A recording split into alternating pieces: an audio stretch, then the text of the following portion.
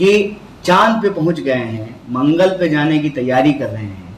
दुनिया भर का 90% जो सैटेलाइट है वह भारत में ही उसको छोड़ा जाता है, उसका जो है प्रक्षेपण किया जाता है। लेकिन आज भी ये जो कोसी का इलाका है उसको बाढ़ से निजात नहीं मिली। नतीजा क्या है कि सर्किट हाउस तो बहुत बढ़िया एकदम चमक रहा है, लेकिन आप जब बस्तियों की हालत देखेंगे, गाँव की हालत देखेंगे, सड़कों की हालत देखेंगे, धूल धुआं धक्का मुक्की, इस तरह का सिचुएशन में जो है यह इलाका पड़ा हुआ है। बाढ़ की विभीषिका पे जो है कोई ठोस नीति निर्धारण जो है वो नहीं हो रहा है।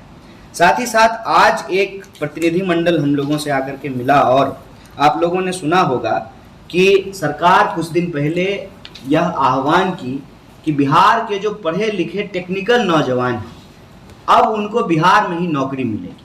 खास करके जो इंजीनियरिंग की पढ़ाई किए हुए लड़के लड़कियां थे उनको जो है ठेके पे जो है जिला में और ब्लॉक में नौकरियां दी गई और इस योजना का नाम दिया गया डिस्ट्रिक्ट प्रोजेक्ट मैनेजमेंट यूनिट और ब्लॉक प्रोजेक्ट मैनेजमेंट यूनिट। इसमें हर जिले में जो है टेक्निकल लोगों को बहाल किया गया। आज आनन फानन में इन सबको सूचित किया गया है और अचानक से जो है इनको सरकार इनके काम से हटा रही है, जबकि जो सही वेतन मिलना चाहिए इनको सही वेतन मिल भी नहीं रहा था। कम वेतन पर भी ये इसलिए काम करने को तैयार हुए कि कम से कम मधेपुरा में नौकरी मिलेगा तो किराया तो नहीं मिलेगा ना, अपने घर में रहेंगे, अपने जो है जो छोटा मोटा खेत है उसका सब्जी खाएंगे, दाल रोटी खाएंगे, तो 20-25 हज़ार रुपया भी जो मिलेगा वो बाहर के 1 लाख रुपया के बराबर है। बड़े पैमाने पे लोग यहाँ आए, लेकिन अब जब उनको नौकरी से निकाला जा रहा है तो वो मजबूर है कि वो फिर से पलायन कर जाए। तो सरकार एक तो कम वेतन पे जो है लोगों से रोजगार कराती है और जो रोजगार मिला हुआ था अब आनन फानन में जो है उसको हटा रहे हैं। कह रहे हैं कि नई एजेंसी आएगी, नई बहाली होगा। तो मतलब ये तो वही बात हो गया ना कि जानबूझ करके आप इस तरह की व्यवस्था करते हैं ताकि जो है नई एजेंसी आए, नई बहाली के नाम पे जो है नया कमीशन खोरी शुरू हो। सरकार को उल्टे तो जो लोग काम कर लिए हैं, जिनको एक्सपीरियंस हो गया है, उनको अस्थाई करना चाहिए। और अस्थाई और कम वेतन के सवाल पे आज जो है एक होम गार्ड की महिला जो है हम लोगों की यात्रा से जुड़ी और आकर के अपना सवाल उठाया कि हमको सिर्फ 22,000 रुपया अगर पूरा महीना ड्यूटी करेंगे तो मिलेगा, 1,800 रुपया जो है PF काट करके। हमको जो है जो अस्थाई सिपाही होते हैं उनके अनुपात में सैलरी नहीं मिलती है और जितना दिन काम करेंगे उतना ही दिन सैलरी मिलेगा। तो हम लोगों का यह मांग है कि हम इतने साल से सेवा दे रहे हैं, तो जब सरकार बहाली निकाले तो हमारा भी जो है अस्थायीकरण किया जाए और एक काम का एक ही तरह का वेतन होना चाहिए, समान काम का समान तरह का वेतन होना चाहिए। काम आप बराबर ले रहे हैं, वेतन लेकिन आप बराबर दे रहे हैं। तो ये कुछ स्थानीय मुद्दे हैं जिसको आज विभिन्न प्रतिनिधि मंडल के लोग आकर के मिले और जो प्रभावित लोग हैं उन लोगों ने अपनी बात को रखा।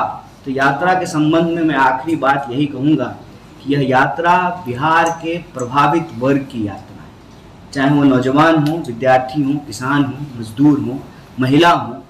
ये प्रभावित वर्ग के जो मुद्दे हैं उसको इस यात्रा के माध्यम से हम उठा रहे हैं। आप सब पत्रकार लोग आए और मुझे पूरी उम्मीद है कि जो मुद्दे हम उठाए हैं इसको आप अपने अखबार में, अपने चैनल पर, अपने YouTube चैनल पर जगह देंगे ताकि बिहार के जो लोग हैं उनकी जो समस्या है, जिसको कहते हैं वॉइस ऑफ अनहर्ड, उसका वॉइस आप लोग बनेंगे। और हमारी तरफ से अगर कोई त्रुटि रही हो तो मैं क्षमा प्रार्थी हूँ और आशा करता हूँ कि ये मुद्दे जो हम आज आपके बीच में रखे हैं उस पर जो है आप लोग अपना ध्यान जरूर आकृष्ट करेंगे। बहुत बहुत धन्यवाद। जो 2 महिलाएं आपके प्रेस कॉन्फ्रेंस में कन्हैया जी आई हैं और उन्होंने जो मुद्दा उठाया है उसको लेकर आप लोग की क्या राय है, क्या उनके लिए कुछ करेंगे? देखिए, सबसे पहली बात तो ये है कि इस प्रेस वार्ता के माध्यम से हमारी पहली कोशिश ये है कि ये प्रेस वार्ता किसी व्यक्ति का चेहरा चमकाने का और किसी राजनीतिक प्रोजेक्ट का हिस्सा होने की बजाय ये एक संघर्ष का मंच बने। पहला काम तो हम लोगों ने लगता है कि इस प्रयास के साथ ही कर लिया है। दूसरा काम आपके और बिहार के जो आम लोग हैं उनके सहयोग और समर्थन से संभव हो पाएगा। एक तो जब हम कल गए बीपी मंडल जी की स्मारक पे माल्यार्पण करने, तो मुझे लोगों ने बताया कि पहले एमपी, दलित एमपी 1952 में चुने गए, बाद में भी जो है लगातार चुने जाते रहे। उनके बारे में कई सारी कहानियाँ सुनाई गई कि उनको जो है कहा, मुझे पता नहीं था नेहरू जी ने कहा या लोहिया जी ने जीप लेने के लिए कहा, नेहरू जी ने, तो उन्होंने कहा कि हमारे गांव में सड़क ही नहीं है तो हम जीप लेकर के क्या करें। तो प्रतिनिधियों की प्राथमिकता जो है अपना समाज होता था, अपना क्षेत्र होता था। परिस्थिति बदल गई, अब प्रतिनिधियों की प्राथमिकता समाज और क्षेत्र नहीं होता है, अपना बेटा बेटी परिवार होता है। तो उनकी क्या गलती थी, वो तो समाज के लिए अनवरत समर्पित रहे, तो उनको हम अपने लिए, अपने स्वार्थ में हम उनको याद करेंगे ताकि आने वाली पीढ़ी को प्रेरणा मिले। वो अपना जीवन तो जी के जा चुके हैं, तो उनका समाधि स्थल बेहतर तरीके से बने। एक दूसरी बात, जो उनका परिवार है, वो परिवार जो है जो जिसने इस समाज को ऐसा विभूति दिया, जो त्याग और समर्पण दिया, तो एक बेसिक लाइफस्टाइल जो है वो डिजर्व करते हैं। और यही दो मांग उन्होंने रखी है, तो आपके माध्यम से ये बात जो है हम सरकार तक पहुंचाने की कोशिश कर रहे हैं। दूसरा, ये सवाल सिर्फ मधेपुरा का नहीं है जो हमारी मजदूर साथी यहाँ उठा रहे हैं। आप कहीं भी चले जाइए, फैक्ट्री या कोई भी प्रोजेक्ट जो लग रहा है, तो जमीन तो आप स्थानीय लोगों का लेते हैं, उसके चलते जो भी प्रदूषण होगा, जो उसके बाय प्रोडक्ट हैं, जो नुकसान है, जो चुनौती, वो लोकल लोग झेलते हैं। लेकिन लोकल लोगों को रोजगार नहीं मिलता है। और आप